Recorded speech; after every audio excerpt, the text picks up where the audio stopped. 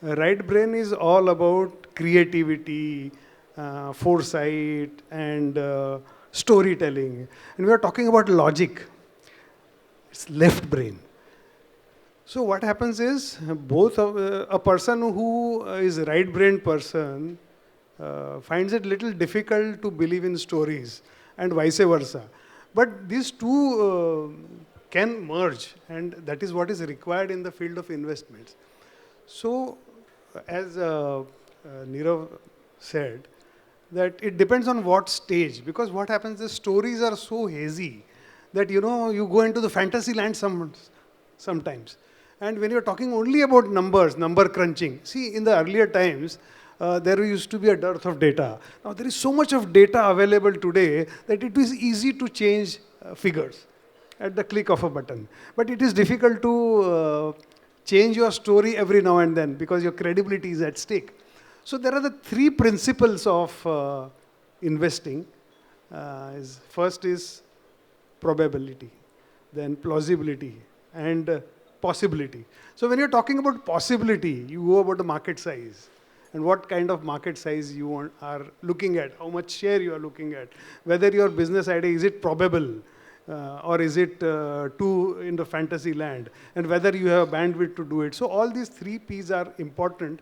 So basically, a combination of right brain and left brain are required.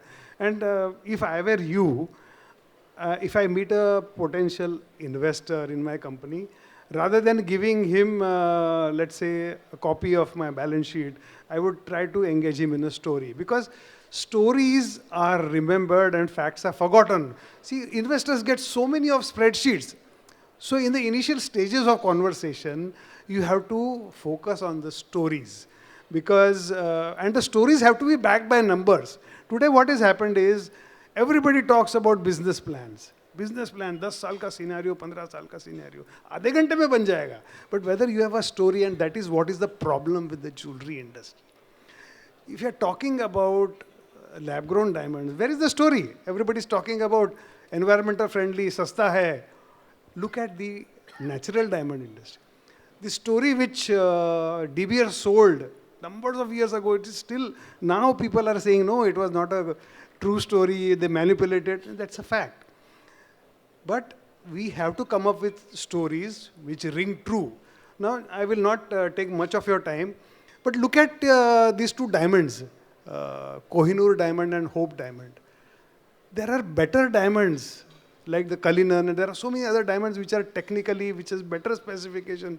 But why is Kohinoor and Hope diamond at top of the mind recall? It's because of the story. And that story is so stupid. Both are cursed diamonds. जो भी खरीदता था वो या मर जाता था, accident होता था, ये होता था, वो होता था. Both the diamonds originated from India, and they are in a museum. Both of them are outside India. So it's a story. So we have to come up with stories, and that is not happening. I have taken a little more time, but I would request Nirav, because I think he's involved with a company called Jaipur Watch Company. And if you are watching Shark Tank episodes, he gave a good pitch, and it was his good story. He could not raise funds. But I think Nirav has helped him in some way. So Nirav, can you share that Jaipur Watch story? Yeah, so we recently, around 3-4 months back, we invested in Jaipur Watch. And I was on a visit to Jaipur where we visited their store, met and saw the passion as well as. So it is not just a business, it is the passion of that individual, the collection that he has created for himself. He has one of the largest collections of watches that I have seen. And that passion is something which really impressed us. And then we invested into that story. They are rapidly expanding stores across the country, and that brand itself, and quite a unique proposition. The watch has a dial which is a old pre-independence era gold coin, silver coin as a, so I think, and then they have now started renowned artists, so painters ka dial liya hai. And So every watch tells a story. Every watch has and the way even if it is a small outlet, the way they have designed that is really remarkable. So everything gives a feeling of luxury, lightness, and they are targeting a segment in which there is hardly anyone out there. So I think. So I think we have very little time, and we can go on and on. We have a lot to contribute, but we would like you to ask questions, and let's do an interactive session. So please, yes. Do you have any data how much money has been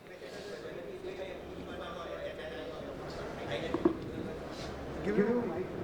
any data where a PE fund or a mutual fund or a HNI has invested in jewelry industry? Like how Vivek Oberoi has invested in Solitaro. How does it matter to you? No, we should know because Carrot Lane, Maloro, and there are only 4-5 companies which has got funding. Rest we are a 4 lakh or 5 lakh crore industry, and there is no one is ready to fund the industry except the banks. I don't know if any PE fund has invested in gem and jewelry industry. So I don't think there is a lot of formal information available. A lot of funding has happened, but a lot of funding is within the trade itself. One company in the trade funding someone else. I think that is the most prevalent thing. Unfortunately, the companies that went public from this industry in the past have not really done well. They have not generated returns, and therefore the public perception in general has been relatively negative. For the jewelry industry for the gems and jewelry industry in general. Correct. But recently, as I mentioned, after the lab-grown boom, if you see the recent public issues also from companies within the industry, they have done really well. And a lot of renewed interest has been generated. But a lot of funding currently is still happening within the trade. Some big companies funding smaller new age companies within the segment. So I don't think there is formal data which would capture all that information at one place. But new generation companies are getting money. Why the old family-based companies are not able to raise money from the... I don't think it is about not being able to raise funds. It is just the mindset. Probably they are not able to articulate their business proposition. So especially I know a lot of natural diamond companies. Earlier they were thinking of raising funds through equity markets, but they didn't have a visibility of the future. Like they were heavily dependent on what rough they could source. And that was not a finite, very predictable kind of business model, not a business model which would excite investors because it was not, they would not be able to give a 20% IRR or a 30% compounded annual growth in revenues or profits. So therefore, that was not a kind of industry which was very, very exciting. Jewelry, on the other hand, and especially with lab-grown, things have really changed. And I see a lot of diamond companies, lab-grown companies, especially on the retail distribution side, raising a lot of funds in near future. Yeah, thank you so much. Anybody else? Yes, please. Give him a mic. From an investor's perspective, which would be a more favorable model? Like if I am pitching to an investor based on a debt fund where he gets a fixed return, he knows about the business model and everything, but he gets a fixed return on it, which is safer, or as an investor where he is a part of the risks also. So the discussion is about private equity. It doesn't cover debt. Am I right? But it's from private investors only. So that's why It can cover debt, also private debt, but typically any investor on the PE side would expect a return of 18% plus minus 20% is the basic thumb rule, higher than that.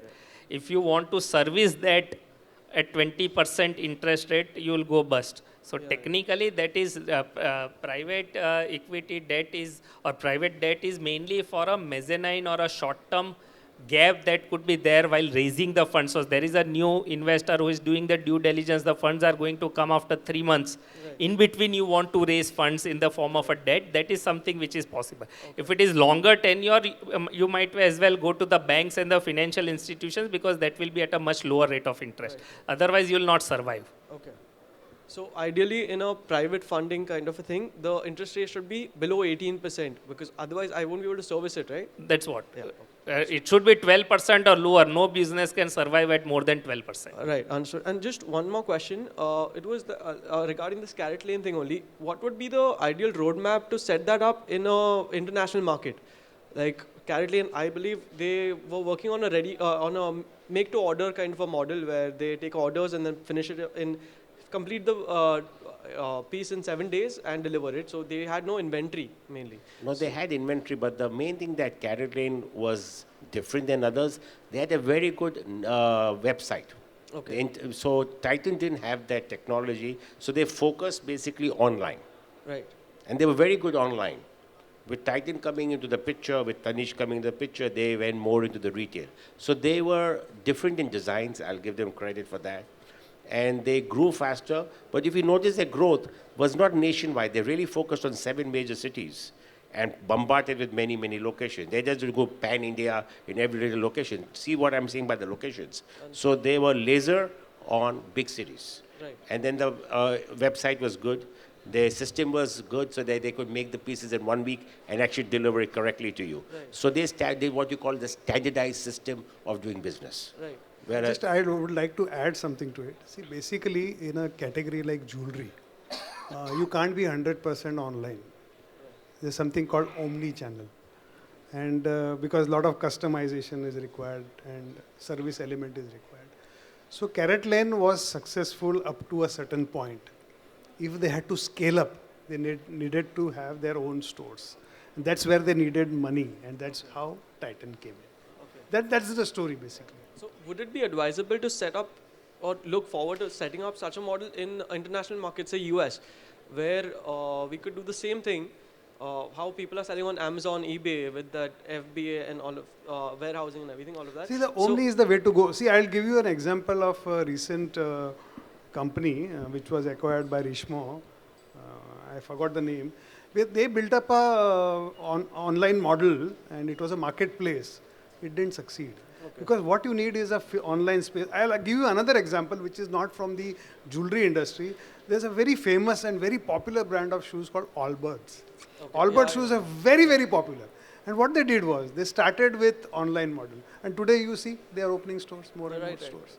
Because in consumer marketing, in retail, it helps if you have a online as well as offline presence. Right. That's my contention. also you burn a lot of money in online, trying to you see the acquisition ratio. You burn so much in acquisition that you really end up losing money. And most companies in the web page, they all lose money. Amazon lost money in the beginning. Amazon is still losing money. They are still losing. I'm happy they think making less money. They're losing less money, put it this way. And look at the valuation.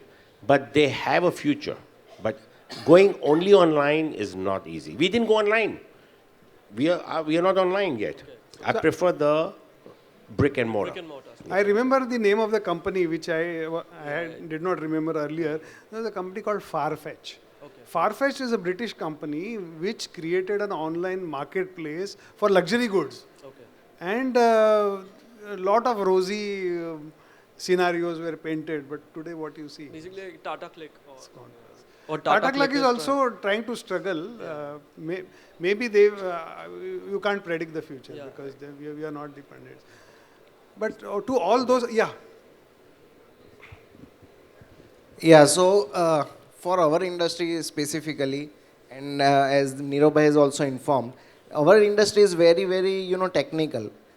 So from rough diamond to cut and polished diamond, what is the yield? Then making jewelry, what is the loss of gold, and all these things are involved.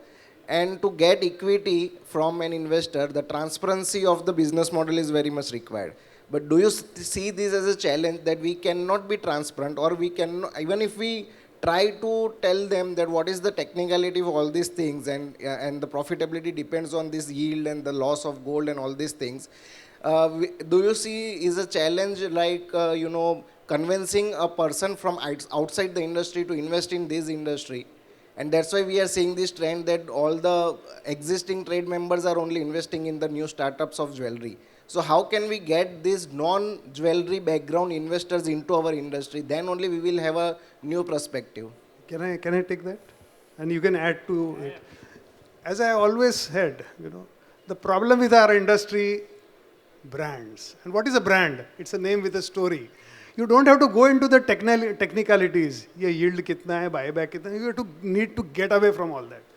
But we are so deeply embedded in that thing that it is difficult to get away. And unfortunately, the lab-grown diamonds have also got into the same rut. Why? Because the people who are in the natural diamond business has also ventured into this.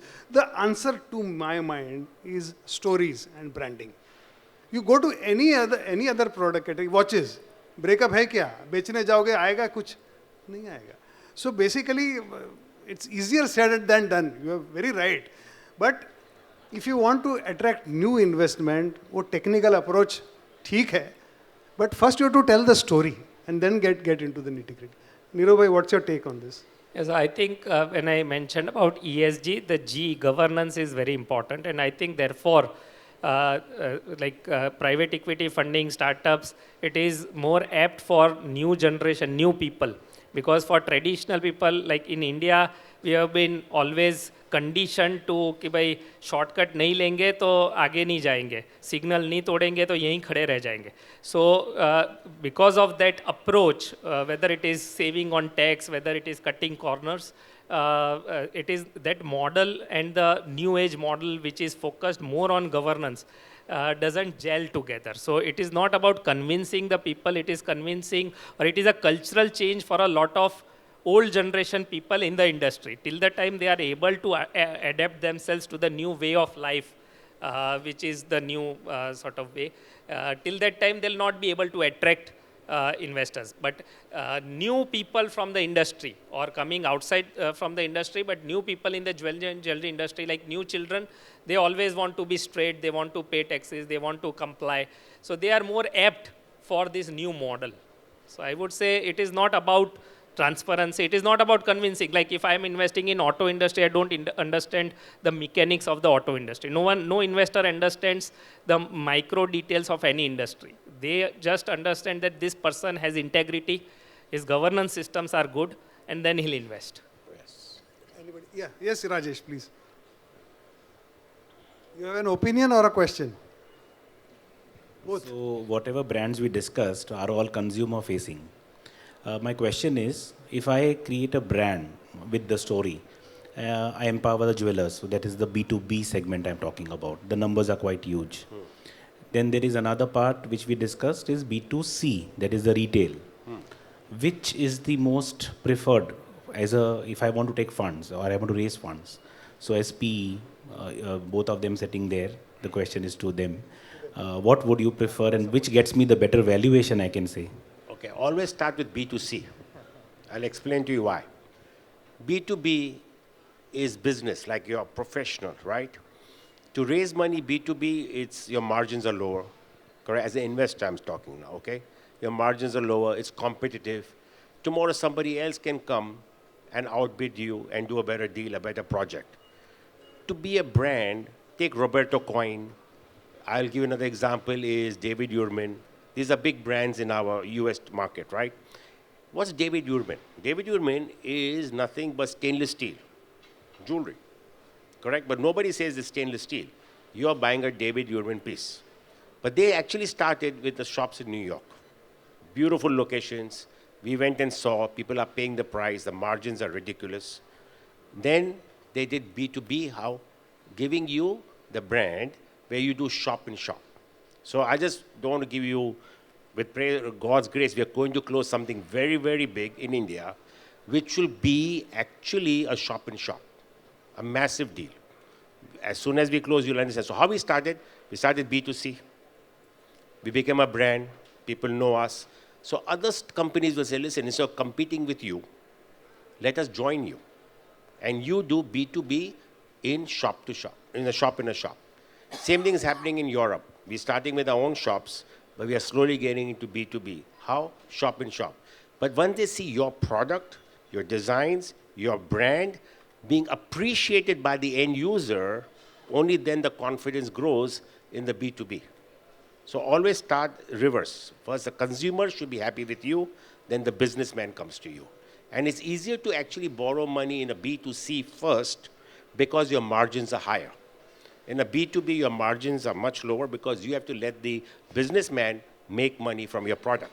So naturally, wholesale has much smaller margins, retail has much higher margins. So as an investor, when they see in the beginning, a good ROI, return of investment, it's easier to borrow. As you develop and grow, your margins can reduce, but the investor's already with you. Neerav?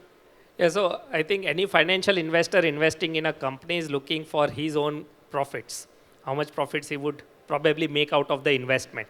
Therefore, the margins are very important and what CAGR growth you are able to get. Again, because it is all future projections, for them to believe that you'll be able to achieve 50 or 100% CAGR growth is easier when the base is larger, the market opportunity is larger. So when it is direct to consumer or B2B to C, because the consumer base is larger and the potential for margins to be higher, it is more appealing.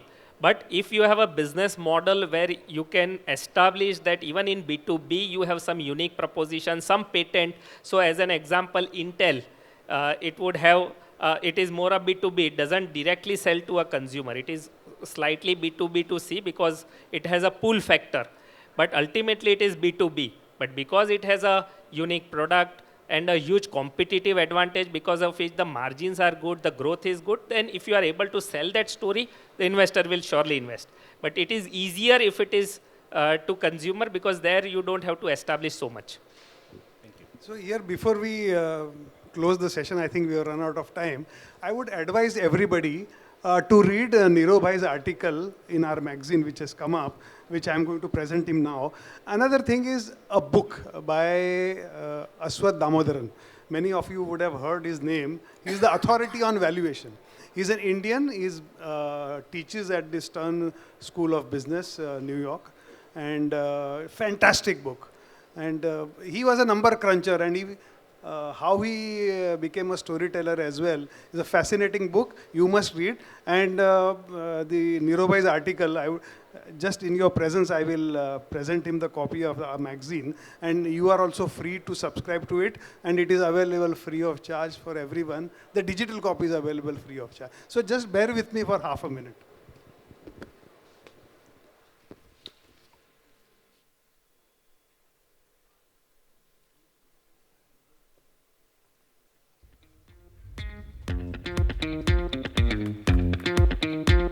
Big round of applause, everyone.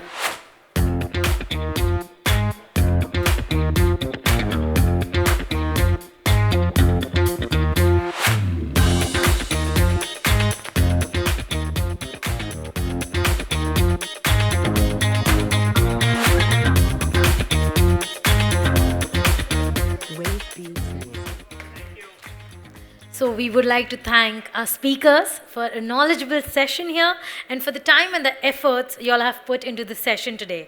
I'm sure it will benefit us in unknowing ways. So once again, a big round of applause for them. And with that, I would request Mr. Rajat Vani, Assistant Director, Surat, to please felicitate our speakers.